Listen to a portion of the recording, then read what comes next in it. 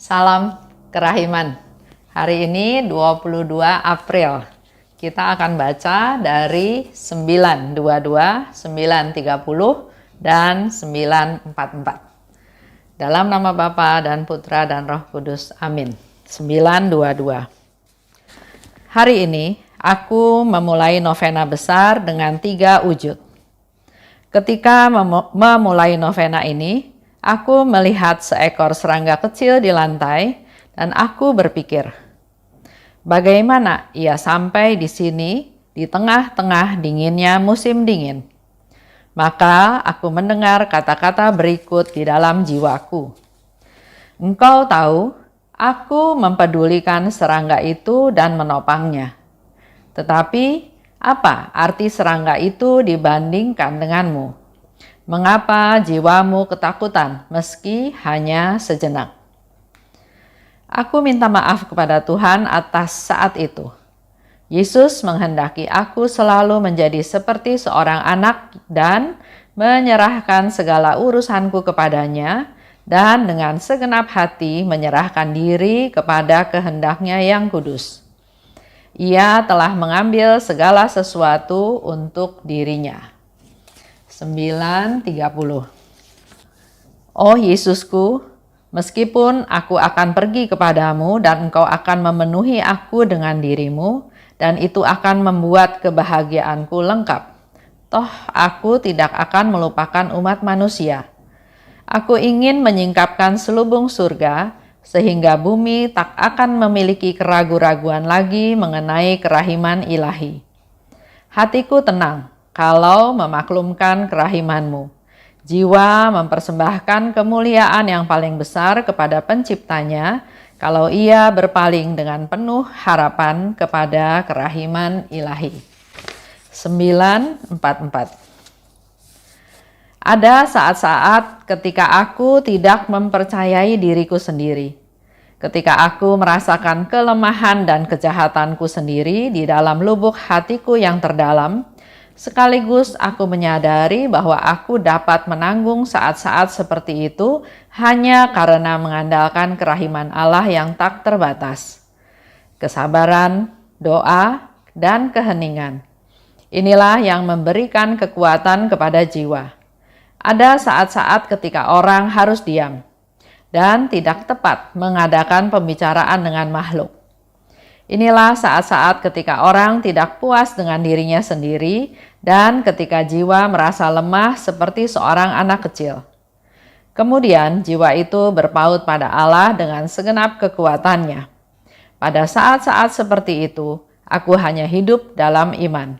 Dan ketika aku merasa dikuatkan oleh rahmat Allah, maka aku lebih berani berbicara dan berkomunikasi dengan sesamaku.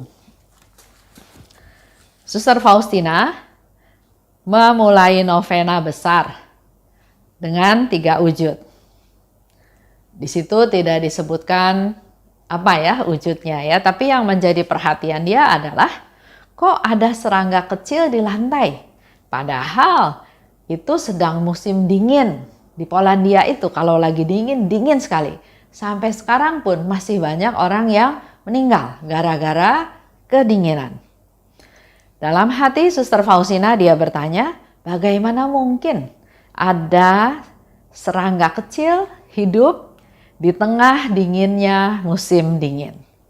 Ada kepedulian, ada kepekaan. Dia melihat sekitar dan memuji Tuhan. Meyakini, percaya ada suatu kekuatan, ada suatu kuasa. Sehingga dia berpikir seperti itu. Dan dia mendengar suara, engkau tahu, aku mempedulikan serangga itu dan menopangnya. Jadi hal yang kecil-kecil yang kelihatannya enggak ada artinya, enggak ada gunanya, Tuhan di sini mengatakan dia menopang dan mempedulikan serangga tersebut. Tapi apa artinya dibandingkan dengan engkau? Apa artinya dibandingkan dengan ibu bapak sekalian, dengan kita semua? Apa artinya serangga itu dibandingkan denganmu? Kenapa jiwamu ketakutan walaupun sejenak? Pertanyaan ini boleh menjadi pertanyaan kita semua juga terhadap diri kita masing-masing. Kita apakah sering merasa takut, merasa khawatir, merasa putus asa, merasa enggak berdaya? Di sini dikatakan, kenapa engkau takut walaupun sejenak? Jadi kalau kita bersama Tuhan, kalau kita berserah pada Tuhan, kita mengandalkan Tuhan, Tuhan mau hibur kita, Tuhan mau kasih tahu kita, jangan takut.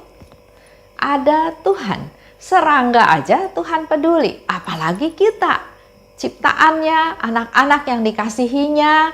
Dia datang ke dunia berkorban untuk kita semua supaya kita selamat. Oleh sebab itu, Suster Faustina katakan, aku minta maaf pada Tuhan atas saat itu, atas ketakutan, atas kekhawatiran, atas ketidakpercayaan. Yesus ingin aku seperti seorang anak. Mari kita juga belajar menjadi seperti seorang anak yang percaya penuh pada Bapa, tanpa khawatir hal-hal yang ada di sekelilingnya. Menyerahkan segala urusan pada Tuhan, menyerahkan diri dengan segenap hati pada kehendaknya yang kudus. Seperti anak kecil, ya, berserah total, percaya penuh pada Tuhan. Walaupun aku akan pergi kepadamu dan engkau memenuhi aku dengan dirimu dan membuat kebahagiaanku lengkap, tapi Suster Faustina katakan, aku tidak akan melupakan manusia. Aku ingin menyingkapkan selubung surga supaya bumi tidak ragu-ragu lagi akan kenal dengan kerahiman ilahi. Itu yang menjadi keinginannya Suster Faustina. Jadi walaupun dia nanti sudah bersatu dengan Tuhan, ini kan dikatakan sebelum dia meninggal ya. Sekarang sudah meninggal, sudah menjadi santa, kita tahu janjinya Suster Faustina, dia tidak akan melupakan manusia. Dia tidak akan melupakan kita-kita semua yang mau meneladan dia, yang mau tahu tentang kerahiman Tuhan, yang mau menjadi pelaku firman Tuhan, yang mau menghadirkan kerahiman Tuhan di dunia. Mari kita juga bisa berdoa. Berdoa minta supaya Santa Faustina berdoa buat kita. Minta supaya Santa Faustina doakanlah kami. Hatiku tenang kalau memaklumkan kerahimanmu. Jiwa mempersembahkan kemuliaan yang paling besar kepada penciptanya kalau ia berpaling dengan penuh harapan pada kerahiman ilahi. Nah, pertanyaannya adalah, Bapak Ibu mau nggak mempersembahkan kemuliaan yang paling besar kepada Bapa? Kita mempersembahkan kemuliaan kepada Bapa, yaitu dengan berpaling dengan penuh harapan pada kerahiman ilahi. 944. Ada saat aku tidak mempercayai diri sendiri, yaitu ketika aku merasakan kelemahan dan kejahatanku di dalam lubuk hatiku. Aku sadar aku dapat menanggung saat itu karena mengandalkan kerahiman Allah. Jadi pada saat dia merasa lemah, merasa berdosa, merasa tidak berdaya, dia tetap mengandalkan Tuhan. Bisa menanggung penderitaan, kesusahan tersebut karena hanya mengandalkan kerahiman Allah. Perlu kesabaran, perlu doa, dan perlu keheningan.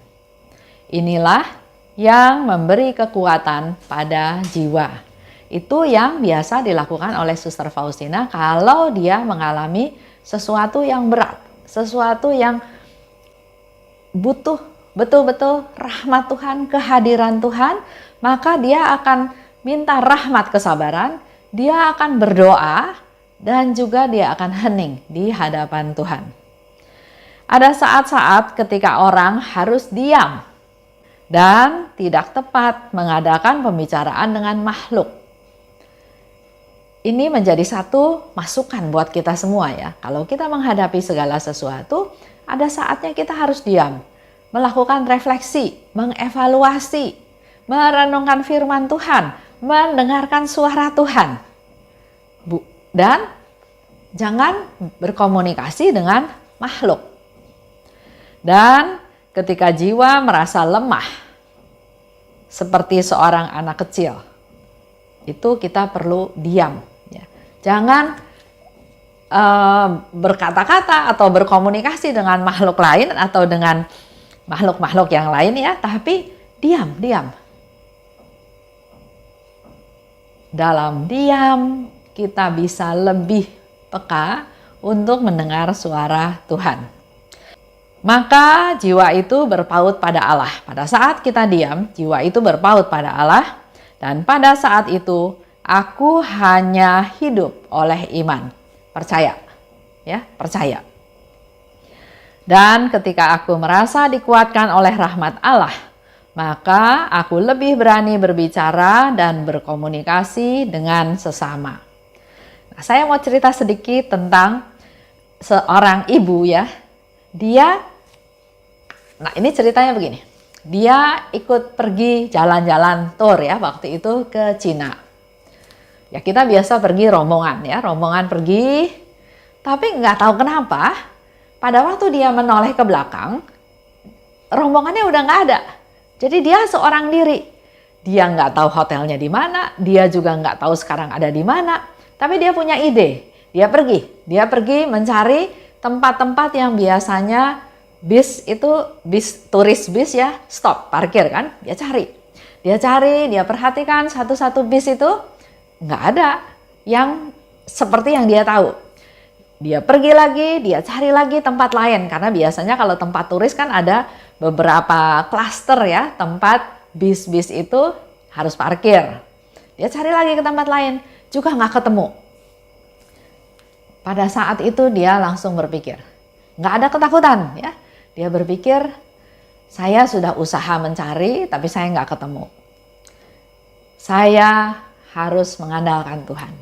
Kemudian dia berdoa, dia hening sebentar, dia berdoa. Setelah selesai berdoa, pertama dia merasa tenang. Walaupun belum terjadi apa-apa ya, tapi dengan berdoa dia merasa tenang. Dan yang luar biasa, setelah dia selesai berdoa, setelah dia mulai melihat lagi keadaan sekitar, dia melihat bis itu jalan menuju dia. Dia sampai kaget karena ternyata inilah bis yang dia cari. Dia masih hebat ya, dia ingat bisnya. Kalau saya pergi-pergi ziarah malah saya nggak pernah ingat bisnya yang mana. Dia masih bisa lihat itu bisnya dia. Tapi dia aneh melihat bisnya itu kosong. Mendekati dia ya, kosong. Kemudian dia menoleh ke belakang. Ternyata rombongan yang lain itu ada di belakang dia. Jadi dia berkesimpulan, pertama, saya dibimbing Tuhan di jalan yang memang seharusnya saya bisa menemukan rombongan dan menemukan bis tersebut. Ini menjadi satu sharing kecil ya, di mana dia kalau berusaha sendiri dia mencari ke tempat bus stop nggak ada, tapi pada saat dia berserah pada Tuhan, dia berdoa, dia mengandalkan Tuhan dan Tuhan menjawab. Ya, luar biasa. Tuhan itu penuh belas kasih, Tuhan itu penuh kerahiman. Oleh sebab itu, pada saat jiwa merasa lemah, merasa enggak berdaya, merasa enggak tahu harus lakukan apa, hening. Berdoa, hening. Biar Tuhan yang berbicara, biar Tuhan yang mengarahkan. Itu sedikit sharing untuk menguatkan kita semua. Tuhan selalu ada berserta dengan kita. Tuhan menunggu kita datang padanya. Tuhan ingin kita mengandalkan Dia. Yesus, Engkaulah andalanku. Amin. Dalam nama Bapa dan Putra dan Roh Kudus. Amin. Salam kerahiman.